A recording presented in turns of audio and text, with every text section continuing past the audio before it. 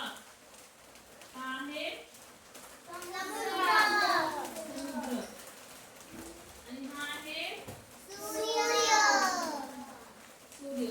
समुद्राच्या पाण्याची वाफ झाली, सूर्यामुळे समुद्राच्या पाण्याची वाफ झाली, ती वाफ वर वर गेली, वर वर वर जाऊन तिथे असले पुन्हा ढग बनले.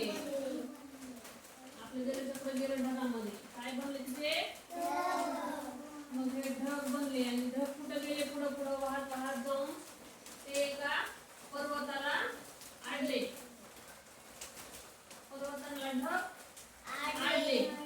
पर्वताला अडले की पुन्हा तिथं काय होतं, पाऊस पडतो.